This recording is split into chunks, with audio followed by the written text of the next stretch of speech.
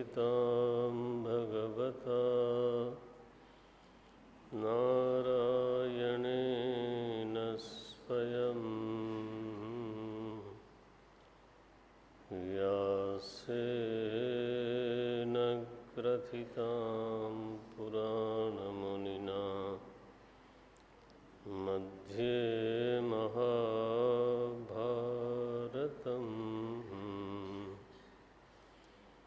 अद्वैतामृतवर्षिणीं भगवतीम् अष्टादशाध्यायिनीम् अम्ब त्वामनुसन्दधामि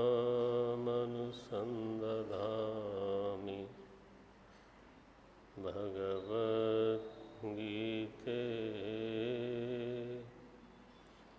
भवद्वेषिणी।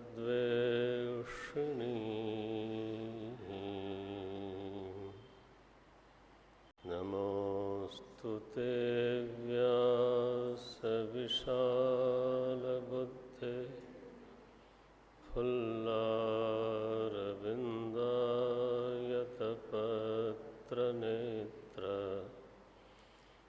येन त्वया भारततैलपूर्णः प्रज्वालितो ज्ञानमयः प्रदीपः प्रपन्नपारिजाताय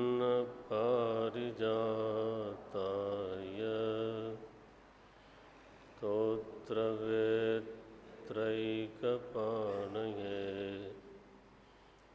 ज्ञानमुद्राय कृष्णाय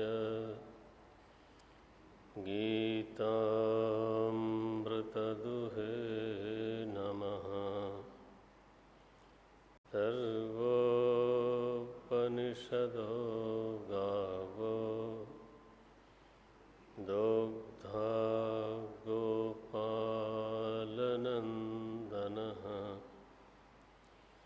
पार्थो वत्सः सुधीर्भोक्ता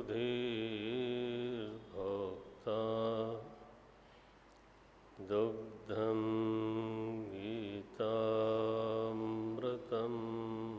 महत्। वसुदेवसुतं देवं कंसचाणूरमर्दनं देवकी परमानन्दं कृष्णं वन्दे जगद्गुरुं। कृष्णं वन्दे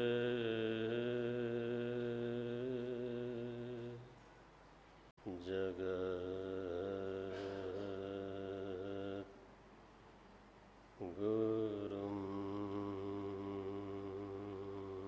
कृष्णं वन्दे जगद्गुरुं।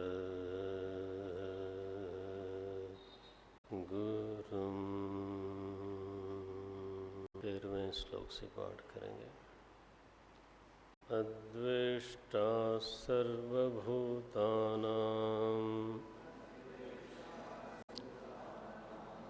अद्वेष्टा सर्वभूतानां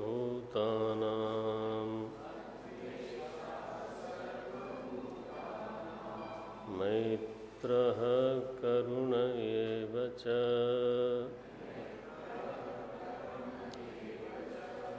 निर्ममो निरहङ्कारः समदुःखसुखः क्षमी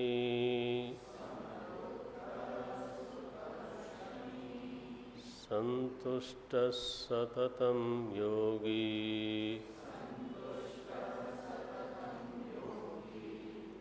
यतात्मा दृढनिश्चयः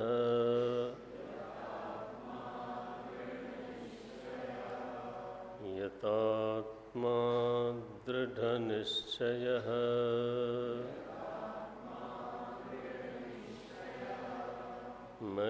मय्यर्पितमनो बुद्धिः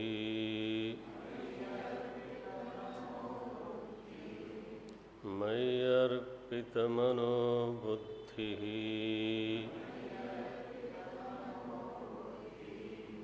यो मद्भक्तः स मे प्रियः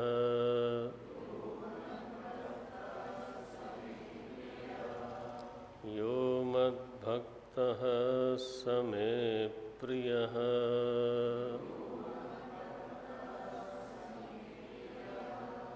यस्मान्नो द्विजते लोकः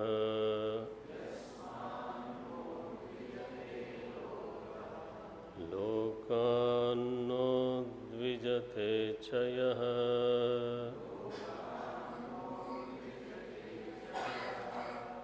यस्मान्नो द्विजते लोकः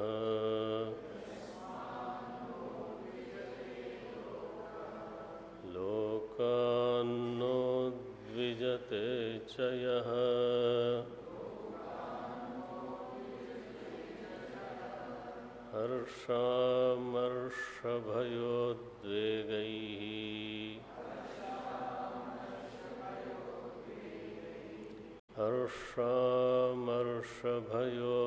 हर्षामर्षभयोद्वेगैः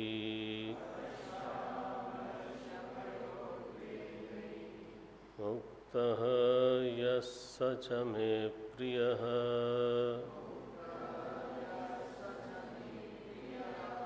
मुक्तः यः स च मे प्रियः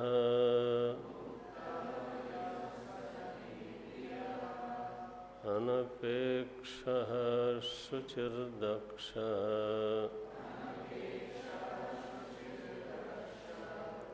अनपेक्षः शुचिः दक्षः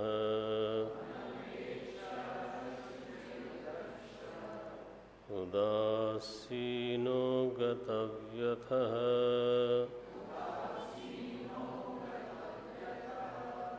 उदासीनो गतव्यथः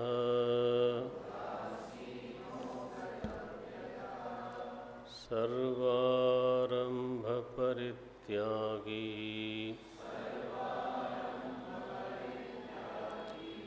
यो मद्भक्तः स मे प्रियः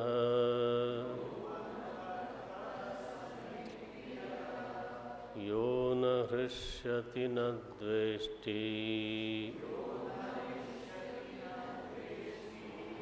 न शोचति न काङ्क्षति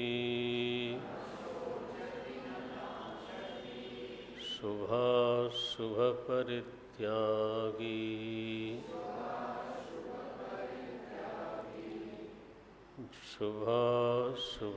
शुभाशुभपरित्यागी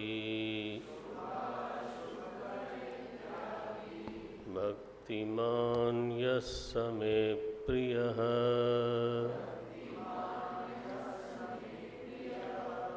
भक्तिमान् यः स मे प्रियः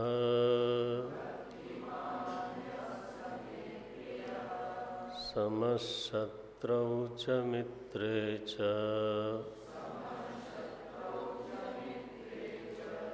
तथा मानापमानयोः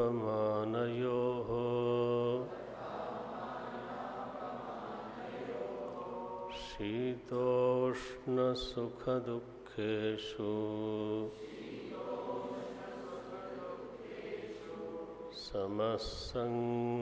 समसंगविवर्जितः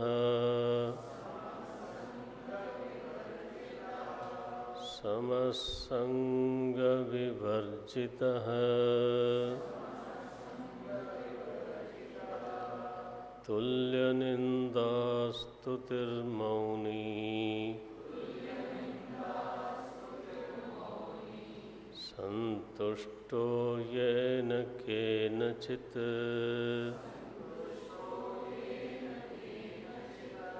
संतुष्टो येन केनचित्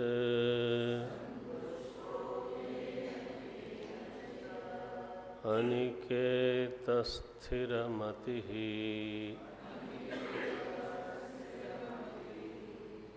अनिकेतः स्थिरमतिः भक्तिमान् मे प्रियो नरः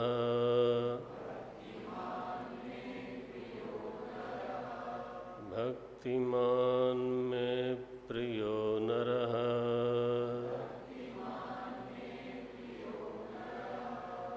ये तु धर्म्यामृतमिदम्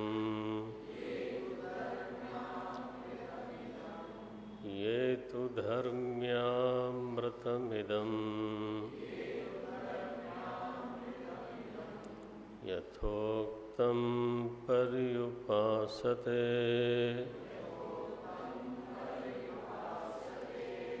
श्रद्दधाना मत्परमाः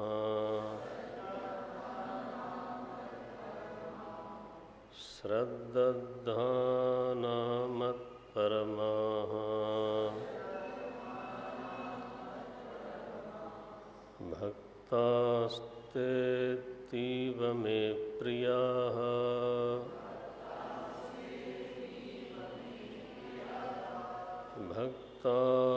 भक्तास्तेऽतीव मे प्रियाः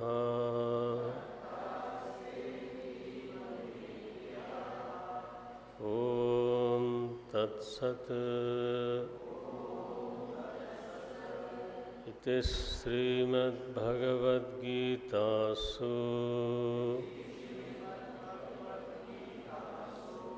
उपनिषत्सु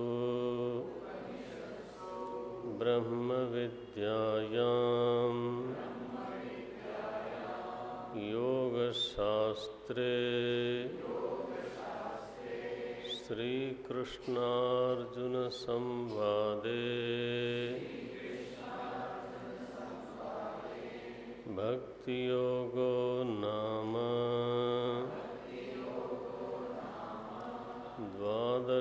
द्वादशोऽध्यायः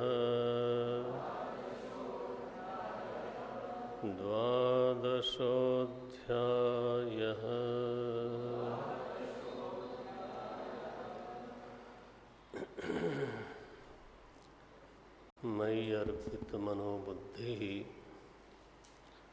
यो मद्भक्तः स मे प्रियः। जिसकी बुद्धि और जिसका मन मुझ में समर्पित है, मुझ में विलीन हो गया, ऐसा जो भक्त है वो मुझे अतिशय अतिशय प्रिय है। मन और बुद्धि उसी चीज़ में विलीन होती है जो हमको सुख देती है। दुखद वस्तु से मन भागता है, विलीन नहीं होता। दुखद वस्तु से बुद्धि भी भागती है, उसमें विलीन नहीं होती। तो ये इसमें एक बिना कहा हुआ सत्य है छिपा हुआ कि जिसको हम लोग परमात्मा कहते हैं वो केवल दयालु नहीं है, केवल समर्थ नहीं है, केवल सर्वज्ञ नहीं है, केवल वो सर्वकर्ता नहीं है, बल्कि असल में तो वो केवल सुखद स्वरूप है। ये बात कही गई। मयि अर्पित मनोबुद्धि का अभिप्राय है कोई ऐसी चीज़ है जिसका नाम ही है सुख। वो भोजन का सुख नहीं है, वो मिलन का सुख नहीं है, वो संयोग का सुख नहीं है। It is not the bliss of something, it is bliss itself. वैदिक धर्म में that is called परमात्मा। मनीषा पंचकम भगवान भाष्यकार ने 5 श्लोकों में लिखा मनीषा बोलते हैं, ये मेरी मति है, ये मेरा निर्णय है, ऐसा मनीषा मम। उसमें जो आखिरी श्लोक है, भगवान को उन्होंने केवल सुख स्वरूप बताया। तो दुनिया में भी जिसको सुख मिलता है, असल में वो उसी का सुख है।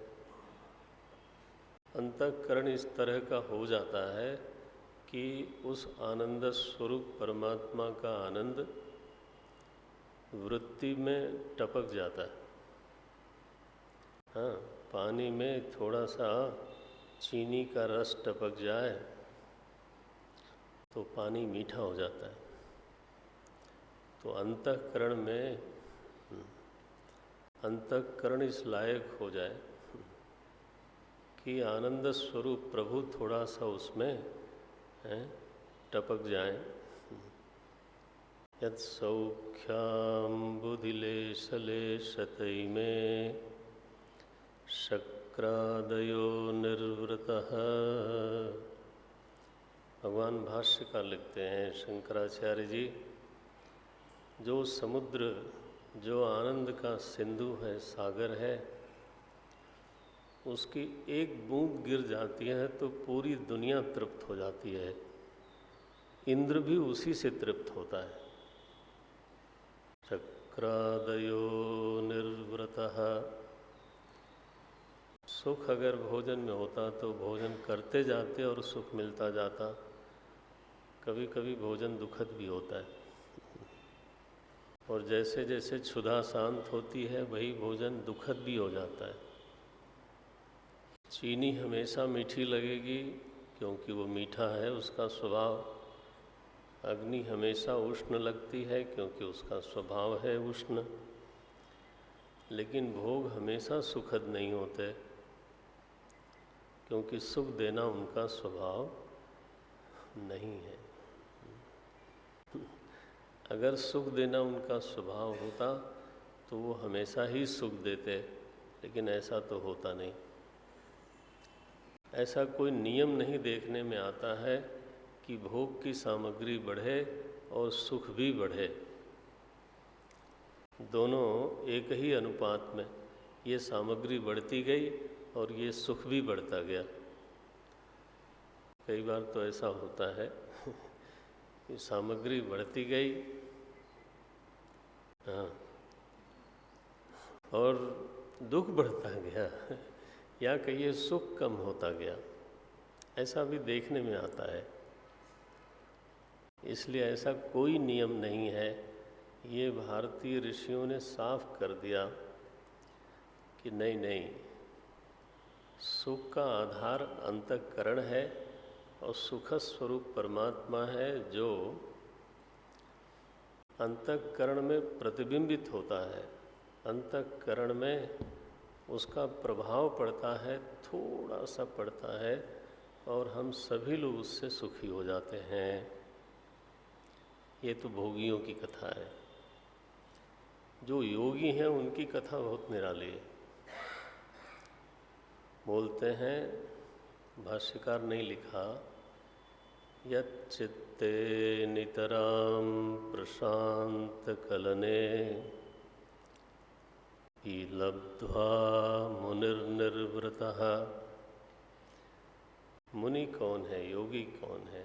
जिसका अंतःकरण अत्यंत प्रशांत है, सात्विक है, अंतर्मुखी है, निर्मल है। अंतःकरण में किसी प्रकार का उपद्रव नहीं है, विक्षेप नहीं है, उद्वेग नहीं है। यच्चित्ते नितराम प्रशांत कलने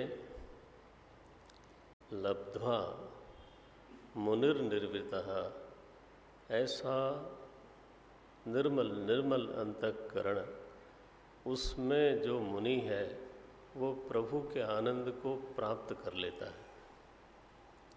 माने उसके अंतःकरण में प्रभु का जो सुख है वो ज़्यादा प्रतिबिंबित होता है।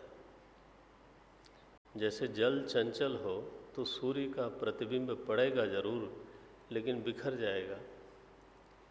और जल अगर मटमैला हो तो प्रतिबिंब पड़ेगा लेकिन मंद प्रतिबिंब पड़ेगा।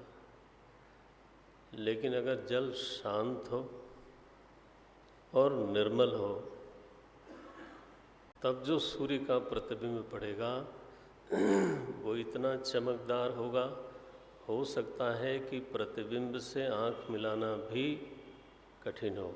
सूर्य से तो आँख नहीं मिला सकते, ठीक है, हाँ, शायद प्रतिबिंब से भी आँख न मिला सके, ऐसा हो सकता है। लोग शीशे पर सूर्य को लेते हैं और आँख में मारते हैं तो आँख चौंधिया जाती है। वो तो सूर्य सीधा नहीं है, वो तो प्रतिबिंबित सूर्य है। लेकिन फिर भी प्रतिबिंब का आधार इतना निर्मल है कि लगता है पूरा सूर्य ही आ गया। तो योगी का अंतःकरण, मुनि का अंतःकरण, भक्त का अंतःकरण इतना निर्मल है, इतना शांत है कि उसमें मानो आनंद घन परमात्मा पूरे के पूरे उतर गए। लेकिन तीसरी पंक्ति गजब की लिखी भाष्यकार ने, यस्मिन् नित्य सुखाम बुधौ गलित धीः ब्रह्मैव न ब्रह्मवित् यत्कश्चित् ससुरेन्द्रवन्दितपदः नूनं मनीषा मम। बोले जो ब्रह्मवित् है ना, जो चरम स्थिति है, वो बोले उसकी मन और उसकी बुद्धि आनंद को प्रतिबिंबित नहीं करती है, नहीं, उस आनंद परमात्मा में गल जाती है। गलित धीः ये है, इसको अध्यात्म बोलते हैं। ये वैदिक धर्म का अध्यात्म है। जब हम 14वें श्लोक में पढ़ते हैं मयि अर्पित मनोबुद्धि ही, तो आप इस पर ध्यान देते होंगे कि किसी भी दुखद वस्तु में मन और बुद्धि अर्पण नहीं होती, वहाँ से भागती है। जितनी जल्दी हो सके वहाँ से भाग जाए, विलीन नहीं होती, अर्पित नहीं होती। अर्पित तो तभी होगी जब वस्तु सुख स्वरूप हो। वो कौन है? बोले वो अर्जुन, वो मैं ही हूँ। मयि अर्पित मनोबुद्धि यो मद्भक्तः स मे प्रियः। जो मेरा भक्त है, ये असली वाला है। यो मद्भक्तः स मे प्रियः। प्रभु करे बुद्धि गल जाए, विलीन हो जाए। नमक की डली समुद्र में गई, अलग नहीं रही, ऐसी विलीन हो जाए, ये है असली भक्त। अब आगे बोलते हैं, देखो विलीन करने के लिए कुछ थोड़ी थोड़ी सावधानियां चाहिए। एक तो ये होना चाहिए अर्जुन कि हमारा व्यवहार ऐसा न हो कि लोगों को क्षोभ पैदा करे, लोगों के हृदय में खलबली मच जाए। मैं ऐसा बोलूं, मैं ऐसा बैठूं, मैं ऐसा पहनूं, मैं ऐसा देखूं, मेरी चेष्टाएं ऐसी नहीं होनी चाहिए कि लोगों को उद्वेग होवे। क्योंकि जो मैं दूसरे के हृदय में भेजता हूँ वही लौट करके मेरे पास आता है। अब मैं किसी का हृदय तो क्षुब्ध कर दूँ, हाँ, उद्विग्न कर दूँ, और उम्मीद ये है कि वो मुझको सुख देगा। एक परेशान हृदय का आदमी मुझको सुख कैसे देगा? Just impossible. आप सामने वाले के हृदय को सुखी कर दो तो उसमें सामर्थ्य होगी कि वो आपको भी, हाँ, सुखी कर दे। भगवान की ऐसी कुछ लीला है, बनावट है कि वो जो चीज़ हम चाहते हैं वो हम खुद नहीं ले सकते। सुख चाहते हैं हम खुद नहीं ले सकते, सेवा चाहते हैं हम खुद नहीं ले सकते। बोले अपनी सेवा अपने आप कर लो, तो उसमें क्या मज़ा है। आदर चाहते हैं लेकिन खुद नहीं ले सकते ज़बरदस्ती। प्रेम चाहते हैं, ज़बरदस्ती नहीं हो सकता। बोले तुम खुद ही से प्रेम कर लो। बोले वो तो मैं करता हूँ लेकिन मज़ा नहीं आता ना। मुझे तो लगता है मुझे कोई प्रेम करे, मेरा कोई आदर करे, मेरी कोई सेवा करे, मुझ पर लोग विश्वास करें। ये हमारी भूख है। केवल शरीर की भूख नहीं है, ये बड़ी वाली भूख है। मानो आप बिल्कुल बढ़िया सी परिस्थिति में रहते हो, सुख सुविधा होए, लेकिन वहाँ आपके ऊपर कोई विश्वास न करता हो, कितना मज़ा आएगा। महाराज दूसरे दिन पैकिंग हो जाएगी, और अगर संभव न हो तो घुट घुट के जिएंगे। हमें इस बात का अंदाज़ा है कि लोग हमारे ऊपर विश्वास नहीं करते। अब आप कहो कि विश्वास नहीं करते लेकिन आदर करते हैं, वो बिल्कुल झूठ है। विश्वास ही नहीं है तो आदर कहाँ से होगा। बोले विश्वास भी नहीं करते, आदर भी नहीं करते, लेकिन आपसे प्रेम बड़ा करते हैं। ये महापाखंड है। अरे विश्वास नहीं है, आदर नहीं है, प्रेम कहाँ से आ जाएगा। सेवा करते हैं लोग, बोले चापलूसी करते होंगे, सेवा नहीं करते। लेकिन ये चीज़ें हम खुद नहीं ले सकते, ये एक सच्चाई है। ये कोई दूसरा ही देगा। दूसरा विश्वास करेगा, मुझे मज़ा आएगा। दूसरा प्रेम करेगा, मुझे मज़ा आएगा। दूसरा आदर करेगा, मुझे मज़ा आएगा। तो मिलना है दूसरे से। भगवान ने ये नियम लगा दिया। अब मैं दूसरे को डंडा मारूं, बोलूं मेरा आदर करो, वो होगा नहीं। वो कैसे मिले?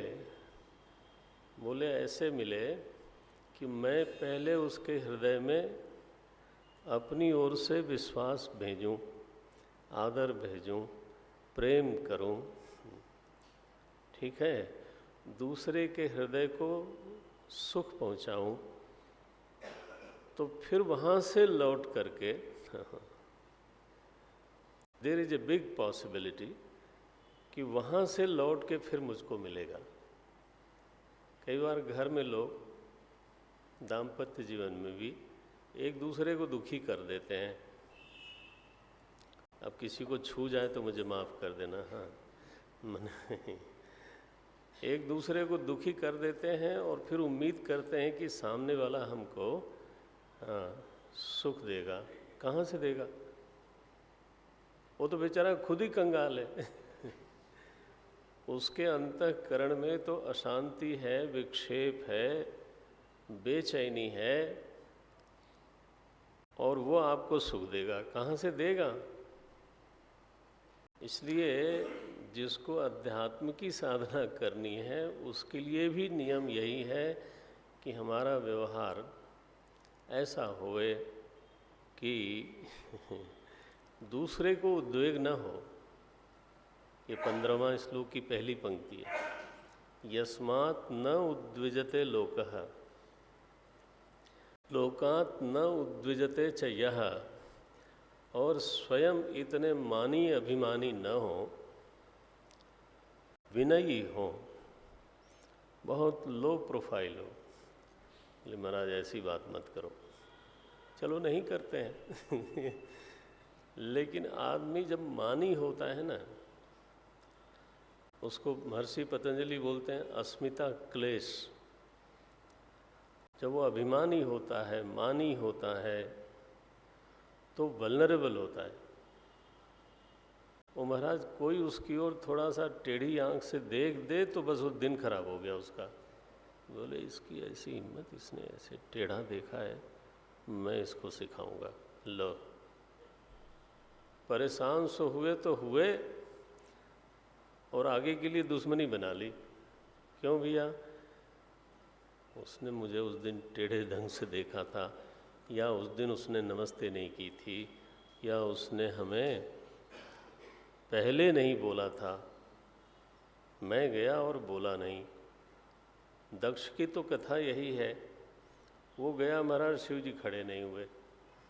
इतनी लंबी दुश्मनी हो गई कि बताओ क्या क्या हुआ, आप जानते हैं कथा में। ये जो है ना, उद्वेग दूसरे के कारण होता है, ये मानने को मैं राजी हूँ, लेकिन उसमें मैं भी बहुत बड़ा रीज़न होता हूँ, क्योंकि मैं इतना मानी बने बैठा हूँ। I take it for granted कि मैं जाऊँगा तो सब लोगों को खड़ा होना ही चाहिए। आई डिज़र्व इट, ये मेरा हक है। किसने दिया हक? बोले मैंने मान लिया। मान लिया तो मरो। माने हमें ये जबरदस्ती मान लिया। आदमी विनम्र हो, शांत हो, अंतर्मुखी हो, भगवान का भक्त हो, तो वो कोई नमस्ते हुआ तो बहुत प्रणाम, नहीं हुआ नहीं हुआ।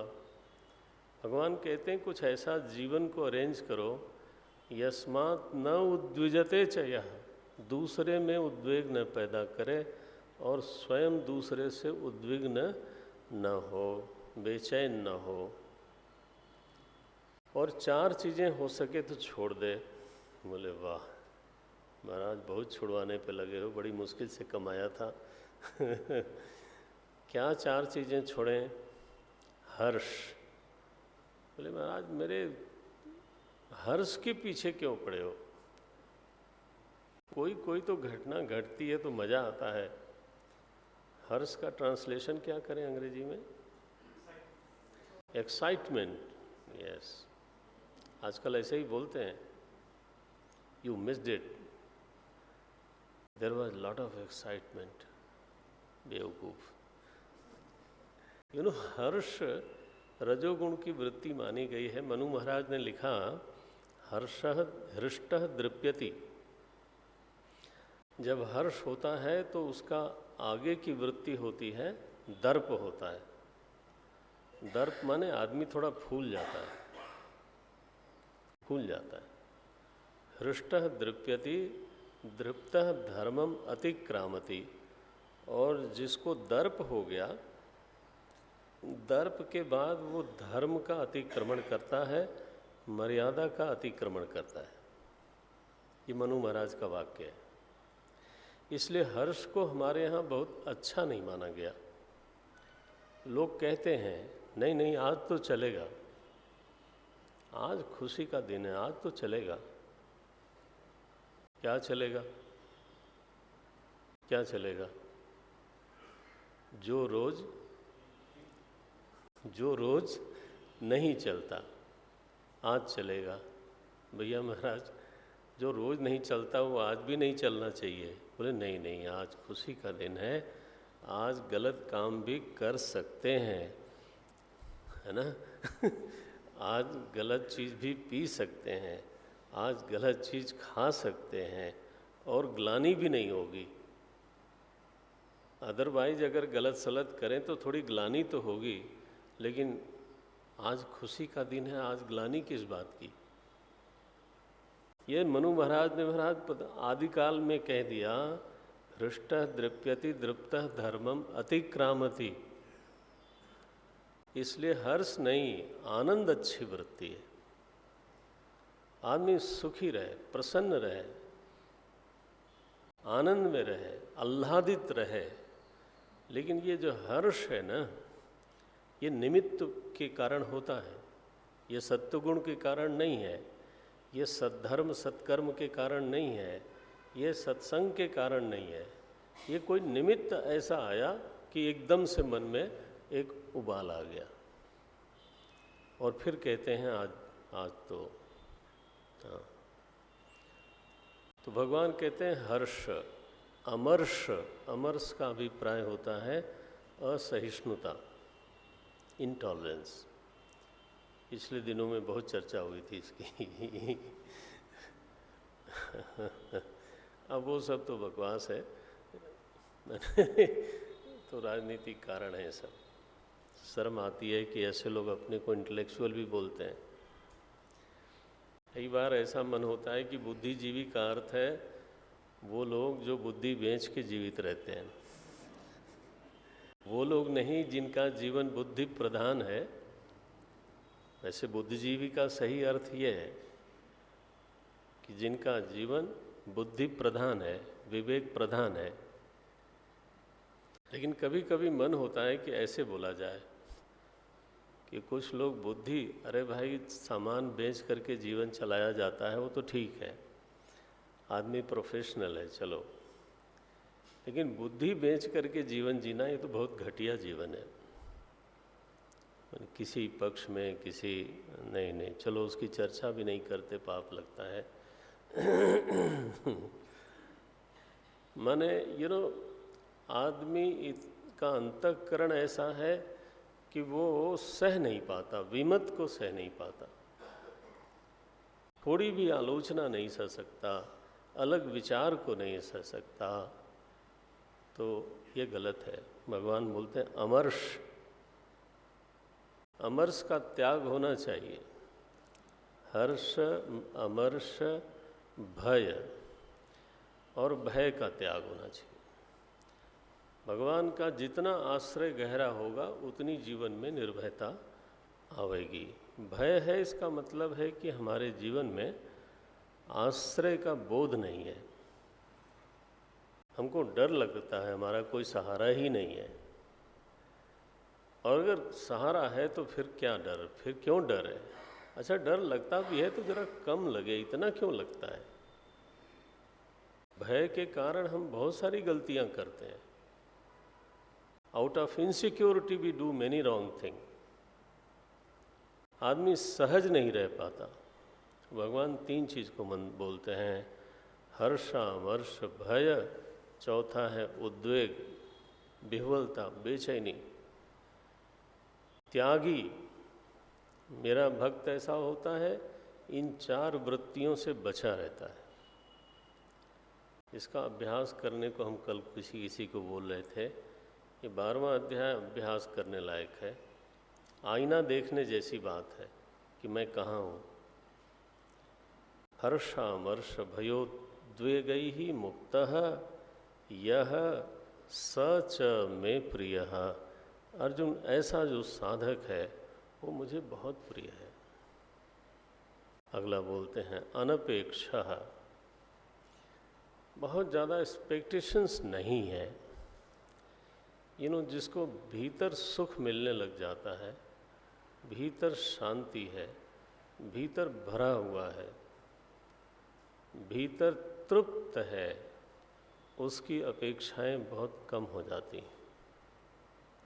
बल्कि कई बार तो ऐसा भी होता है कि बाहर की चीज़ें उसको डिस्टर्ब करती हैं।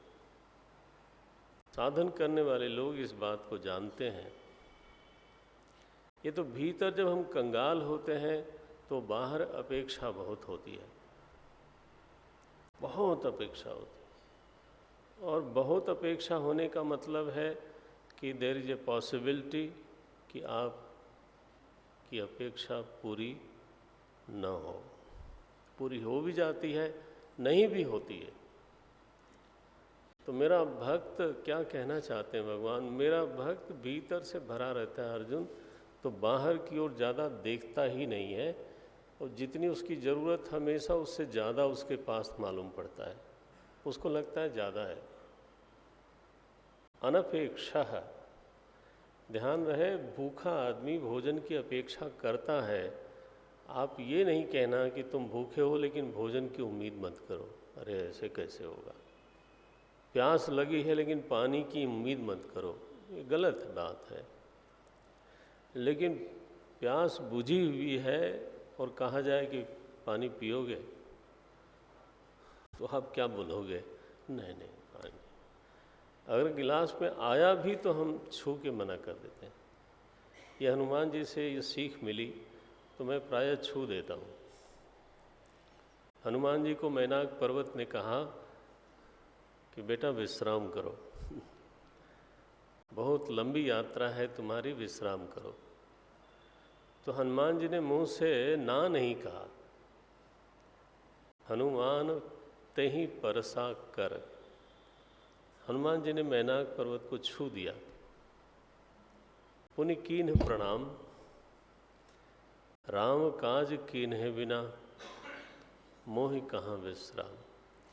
तो देने वाले का आदर है, आप उसको स्पर्श तो कर दो, प्रणाम तो कर दो। अब पानी लेके कोई आया, नहीं नहीं नहीं चाहिए, अब ये तो अपमान है,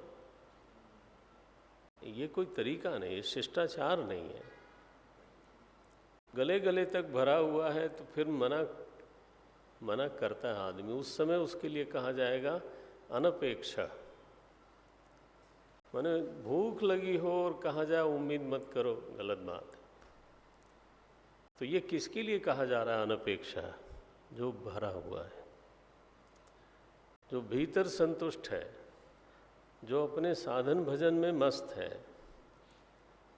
हाँ, जिसकी अपनी दिनचर्या है और वो अपने आप में बहुत बड़ा तृप्ति का साधन है। अनपेक्षा, शुचि ही। मेरा भक्त गंदा नहीं रहता अर्जुन, पवित्र होता है।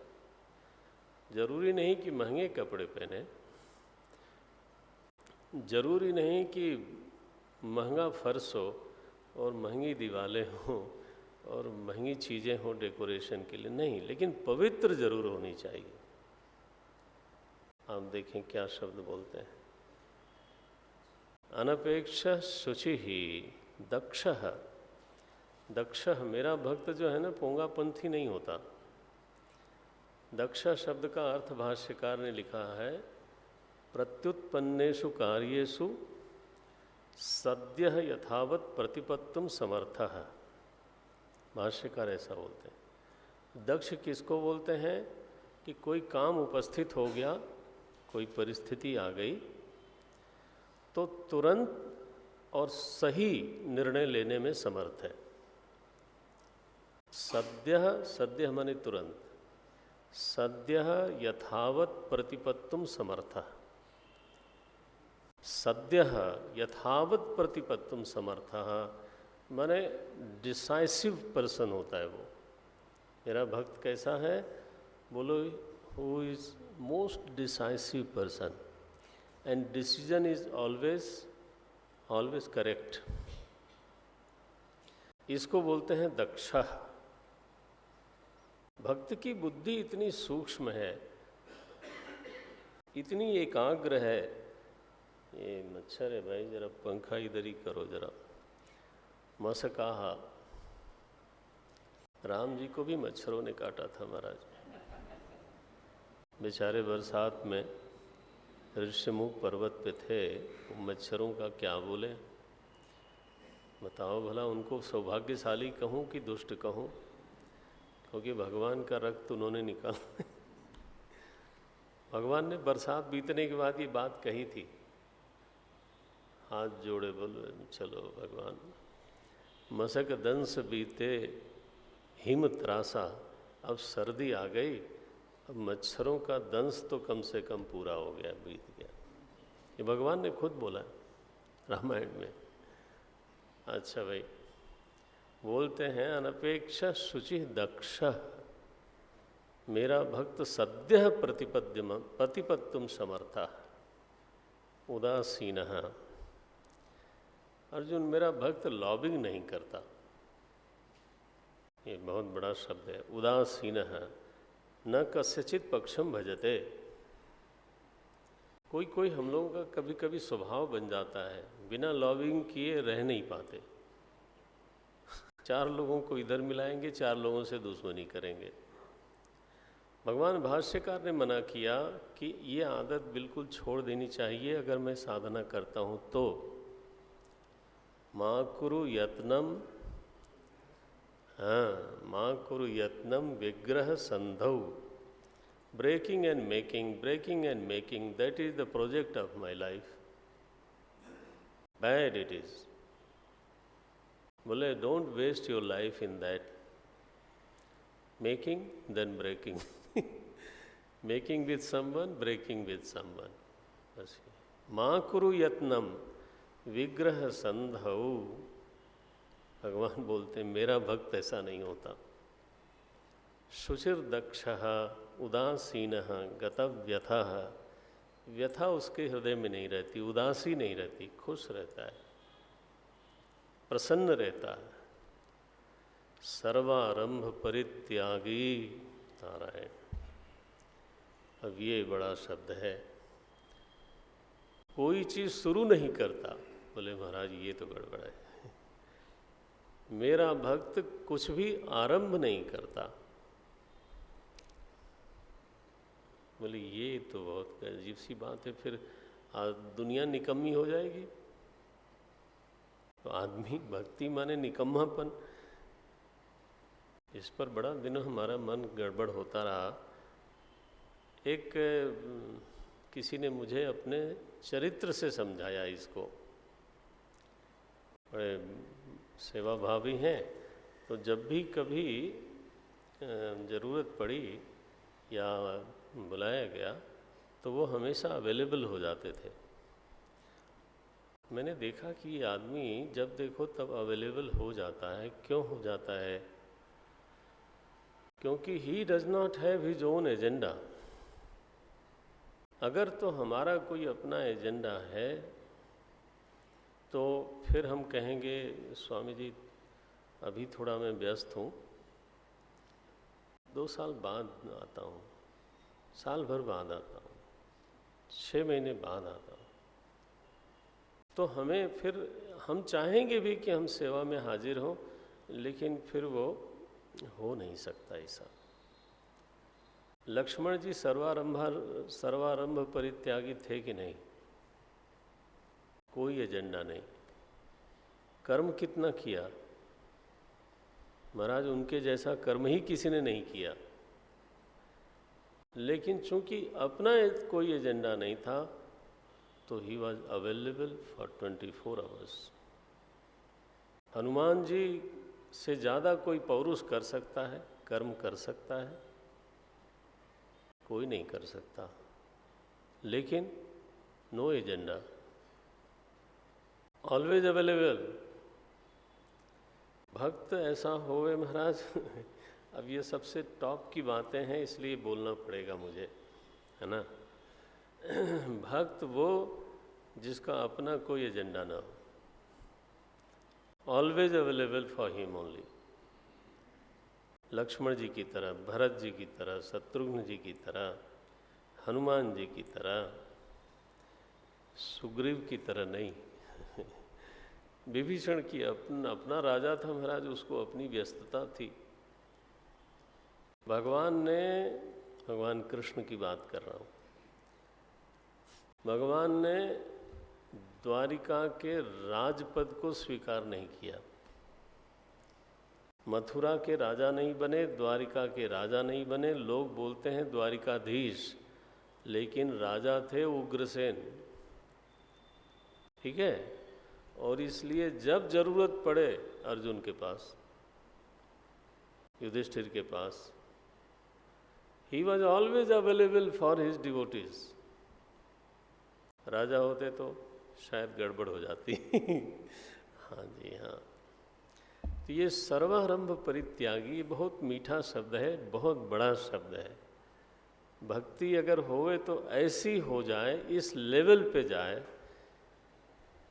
कि मैं अपने आराध्य के लिए हर समय उपलब्ध रहूं। ये है, इसका अर्थ तो यही समझ में आया और तभी संतोष हुआ कि yes this is the thing. निकम्मा होना नहीं, 100% अवेलेबल होना। सर्वारंभ परित्यागी का मतलब my availability is 100% for you. I will leave everything any time any moment. बोले कठिन है, हम किसने कहा सरल है। ये तो सबसे बड़े वाले भगत की बात कर रहे हैं ना। सर्वारंभ परित्यागी यो मद्भक्त समे प्रिय। अब 17वां श्लोक, 18वां श्लोक, 19वां श्लोक, ये 3 जो श्लोक हैं ये भगवान ने जो कहा था निवसिष्यसि मयि एव, 8वें श्लोक में कहा था। 8वें श्लोक की अंतिम पंक्ति है निवसिष्यसि मयि एव अत ऊर्ध्वं न संशयः, बोला था। मयि एव मन आधत्स्व मयि बुद्धिं निवेशय निवसिष्यसि मयि एव, मिला ना, अत ऊर्ध्वं न संशय। तो जब भगवान कहते हैं तुम मुझ में रहोगे, जगत में नहीं रहोगे, परिस्थिति में नहीं रहोगे, तो परिस्थितियां क्या क्या हैं जिसमें तुम नहीं रहोगे, वो बताना है उनको। तो अब बोलते हैं, ये 3 श्लोक इसी बात के लिए है। तो हम लोग ज़रा जल्दी जा सकते हैं, समय जहाँ देना था प्रभु कृपा से वहाँ तक निकल आया। क्या बोलते हैं, यो न हृष्यति, परिस्थिति में हमारे रेस्पॉन्सेस क्या होते हैं। प्रियम प्राप्य हृष्यति, अगर मैं परिस्थिति में हूँ तो हर्ष होगा। यो न हृष्यति न द्वेष्टि न शोचति न कांक्षति, 4 हो गए। ये चारों हमारे रेस्पॉन्सेस हैं। If we live in the world these will be my responses. कभी खुशी होगी, कभी सोचती, कभी कांक्षति, ये सब होगा। और किसी परिस्थिति को हम नाम देंगे शुभ और किसी परिस्थिति को नाम देंगे अशुभ। भगवान क्या बोल रहे हैं, शुभाशुभ परित्यागी। बोले महाराज ऐसा हो सकता है, अगर शुभ नहीं होगा तो अशुभ होगा, अशुभ नहीं होगा तो शुभ होगा, कहीं तो उसको होना चाहिए। बोले नहीं, वो वहाँ रहता ही नहीं, न शुभ में न अशुभ में, मयि एव, वो मुझ में रहता है, वो परिस्थिति में नहीं रहता है।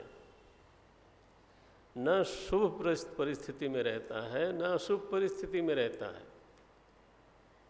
ऐसा है मेरा भक्त अर्जुन, तुमको ठीक लगता है तो आ जाओ। हाँ, अब आगे बोलते हैं। जब हम परिस्थिति में होते हैं तो कोई शत्रु होता है, कोई मित्र होता है, कभी मान होता है, कोई अपमान होता है, कभी सर्दी होती है, कभी गर्मी होती है, कभी सुख होता है, कभी दुख होता है। This is called world. यही तो 8 चीज़ें होती हैं लगभग। क्या बोल रहे हैं भगवान, शत्रौ समः मित्रे समः। वो समः माने कोई ज़बरदस्ती अपने मन को मना के नहीं, चूंकि वो वहाँ नहीं है इसलिए। कहाँ है फिर वो, मयि एव। समः शत्रु, कोई दुनिया में रहे और शत्रु मित्र न हो, संभव नहीं है, संभव ही नहीं है। कम ज़्यादा हो सकते हैं लेकिन वो तो रहेगा फिर। समः शत्रौ च मित्रे च तथा मानापमानयोः, 4 हो गए। शीतोष्ण 6 हो गए। सुख दुखेषु, सुख हो या दुख हो, 8 चीज़ें हैं, 8 द्वंद्व हुए।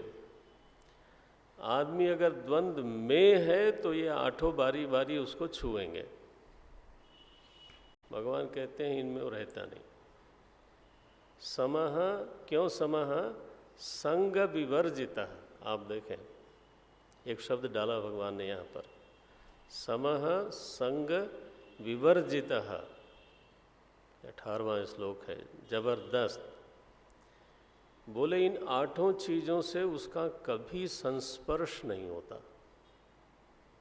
8 से असंग है, अछूता है। समः संग विवर्जिता, हम चिपक जाते हैं।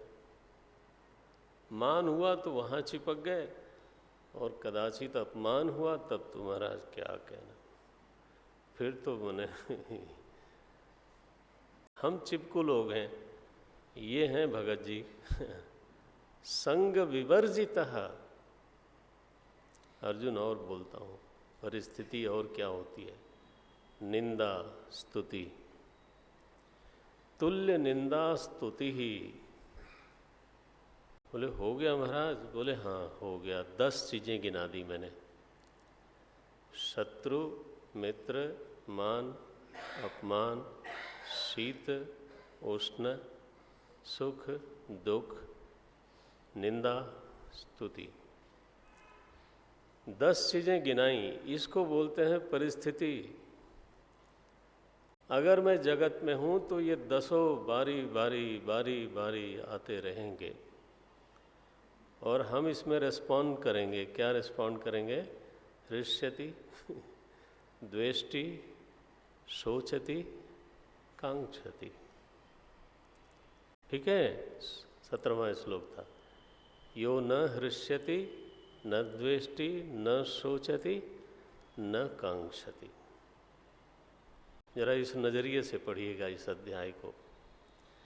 परिस्थिति में 10 चीज़ें हैं और मेरे रिस्पॉन्सेस 4 तरह के हैं। भगवान कहते हैं ये छूता नहीं अर्जुन, अगर तुम्हारा निवास मुझ में हो जाए तो तुम इन 10 से बच जाओगे। तुल्य निंदा स्तुति ही मौनी। अर्जुन मेरा भक्त मौनी होता है।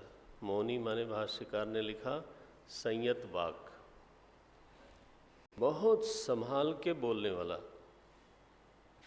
शब्द की संपत्ति को बहुत संभाल के खर्च करता है, सही जगह खर्च करता है, उचित तरीके से खर्च करता है।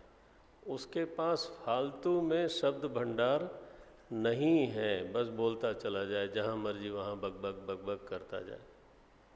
ओ नहीं नहीं नहीं, मौनी ये मेरे भक्त का लक्षण है। अगर किसी की वाणी असंतुलित है, न स भक्त है, ये थोड़ा कठोर हो जाएगा। मैं कहूँगा उसको भक्ति की साधना अभी बहुत करनी है। अगर वो बहुत तरीके से नहीं बोल पाता है, he is still a failure. He has to travel a lot even today.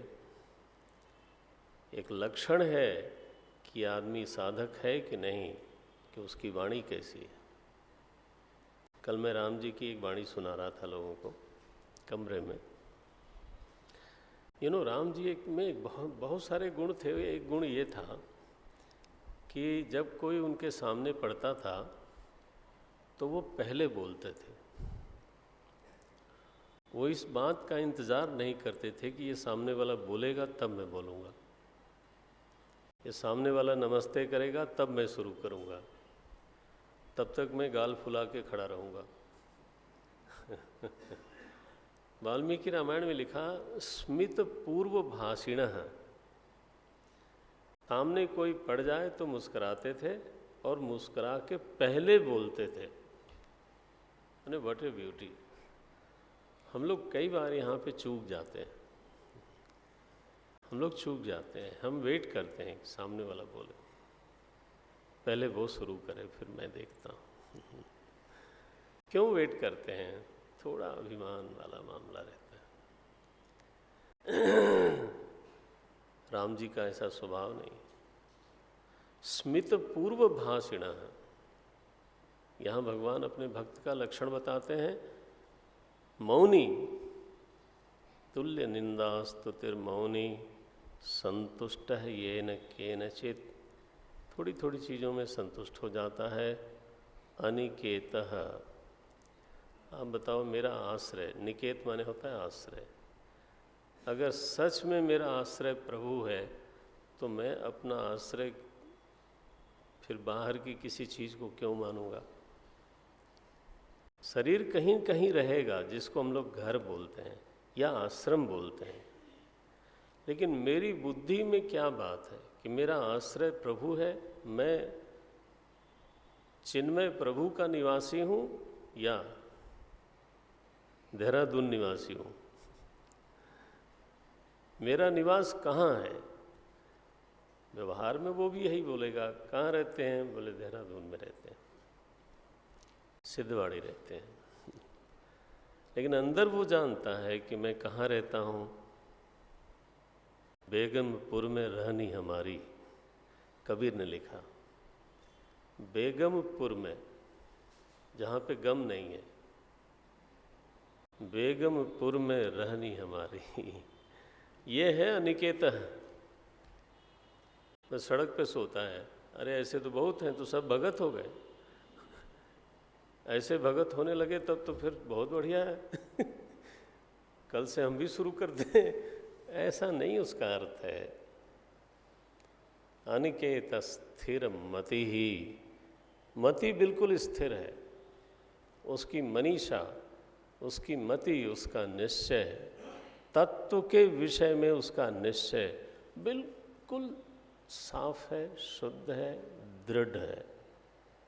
स्थिर मति ही, अनिकेत स्थिर मति ही भक्तिमान में प्रियो नरः। ऐसा जो व्यक्ति है मेरा भक्त है, अर्जुन मैं प्रेम करता हूँ उसको। वाह!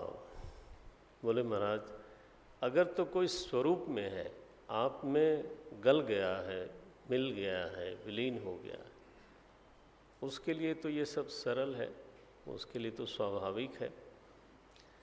लेकिन मान लो हम लोग जैसे अगर चाहें, अद्वेष्टा सर्वभूतानाम से लेकर के भक्तिमान में प्रियो नरः, हम लोग अगर चाहें अनिकेत स्थिर मति ही, यहाँ तक हम लोग जीने का प्रयास करें, तो उसके बारे में आप क्या कहेंगे?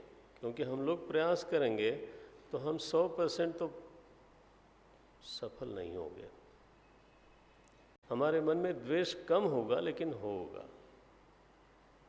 हमारे व्यवहार से उद्वेग कम होगा, हम कोशिश करेंगे, लेकिन हो जाएगा। मैं भी उद्विग्न हो जाऊंगा, मुझे भी हर्ष हो जाएगा, कभी कभी भय भी हो जाएगा। तो ऐसी दशा में माने हम लोगों के बारे में ज़रा बताइए। हम लोग तो अभी साधक हैं, प्रयास कर रहे हैं, कोशिश कर रहे हैं, बिगिनर हैं। भगवान कहते हैं ऐसे जो साधक हैं उनको हम लोग ज्ञानी नहीं बोलते। फिर क्या बोलते हो? बोले उसको हम लोग श्रद्धालु बोलते हैं। आप समझते हैं, ज्ञान के अभाव में जो मुझ पर कृपा करती है उसका नाम है श्रद्धा। अगर आपको रास्ता पता है चौराहे पर, तो आपको ज्ञान है, आप किसी से पूछेंगे नहीं। लेकिन आपको रास्ता पता नहीं है, हाँ, तब किसी से पूछेंगे तो फिर ज्ञान होगा कि श्रद्धा होगी? वो जो बताएगा उसमें हमको श्रद्धा करनी पड़ेगी। तो श्रद्धा कब काम आई? जब ज्ञान नहीं है। माने ऐसा नहीं कहा जा सकता कि यदि तुम्हें ज्ञान नहीं है तो तुम्हारी कोई मदद नहीं करेगा। नो, ज्ञान न होने पर भी जो हमारी परम हितैषिणी है उसका नाम है श्रद्धा। भगवान कहते हैं मैं उसको ज्ञानी तो नहीं कहूँगा अर्जुन, लेकिन वो श्रद्धालु है। श्रद्धालु है और मुझ में समा जाना चाहता है। दो बात नीचे देखना उसको। श्रद्धाना 20वां श्लोक है, नीचे की पंक्ति। श्रद्धाना मत परमाहा। कैसा है वो? ध्यान रखना, ज्ञानी मना कर रहे हैं, ज्ञानी नहीं कह रहे हैं। अगर तो श्रद्धालु बोलते हैं, इसका इनडायरेक्ट मीनिंग है कि वो ज्ञानी नहीं है। इसका मतलब है वो मुझ में अभी प्रतिष्ठित नहीं हुआ है, उसका काम अभी श्रद्धा से चलेगा। बोलते हैं श्रद्धानाः मत परमाः, लेकिन वो मुझ में समा जाना चाहता है। मत परमाः अहम एव तस्य परम परायणः परम अयनः, मैं ही उसकी अंतिम गति हूँ। ये दो बातें हैं उसमें। उस श्रद्धा के बल पर वो कोशिश करता है इन सारे जीवन मूल्यों को जीने के लिए। पर्युपासते, पर्युपासते माने प्रयास करता है, कोशिश करता है। अद्वेष्टा नहीं है, लेकिन द्वेष बहुत कम है। ये बहुत ज़्यादा अपेक्षा नहीं है, लेकिन अपेक्षा कम है, कोशिश करता है कम करें। बोले महाराज ऐसे भक्त के लिए ये तो ग्रंथ देखिएगा, ये श्रद्धानाः, ये मत्परमाः, ये मत्परमाः भक्ताः, ग्रंथ में ही है शब्द। ये जो श्रद्धालु भक्त है, मतपरायण भक्त है, वो उपासना करता है, प्रयास करता है, शब्दों को जीने का प्रयास करता है। कौन से शब्द हैं ये? धर्म्यामृतमिदं यथोक्तम, जय जो मैंने कहा वो सारे शब्द अमृत तुल्य हैं और धर्म सम्मत हैं। दो बात कही, जो मैंने अद्वेष्टा से लेकर के स्थिर मति तक बोला है, ये सारे शब्द अमृत हैं, धर्म सम्मत हैं। इनको जीने का जो प्रयास करता है, ज्ञानी न होने पर भी, मुझ में प्रतिष्ठित न होने पर भी प्रयास करता है, बोले उससे अर्जुन मैं सबसे ज़्यादा प्रेम करता हूँ। क्योंकि जो ज्ञानी है वो तो उसके लिए कोई प्रयास नहीं है, उसके लिए सहज है। लेकिन जब मैं देखता हूँ कि ये लड़का कोशिश कर रहा है, इसके लिए भारी पड़ रहा है, फिर भी कोशिश कर रहा है, क्या बोलते हैं भगवान? देखो जरा, भक्ताः ते अतीव में प्रिया। बाकियों के लिए कहा यो मत भक्त समे प्रियः, भक्तिमान में प्रियो नरः, ये कहा ना। लेकिन 20वें श्लोक में श्रद्धालु भक्त के लिए कहा ते भक्ताः में अतीव प्रिया, ये अतिशय प्रिय है। क्या कहना चाहते हैं? गो हेड, कोशिश करो, कोशिश करो, अमृत है तुम्हारे लिए ये। भले तुम्हारे लिए कठिन हो फिर भी कोशिश करो, भले तुम्हारे लिए सहज ना हो तो भी कोशिश करो। अनेन प्रकारेण ये 12 अध्याय को पूरा करता हूँ। भगवान की सेवा में समर्पित, उनकी कृपा है, अपनी वाणी से कुछ न कुछ जरूर हर बार देते हैं। हम लोग तो महाराज झोली हमेशा फैली है, तो प्रभु कृपा करे, हम सभी पे कृपा करे। बहुत धन्यवाद। आरती करते हैं।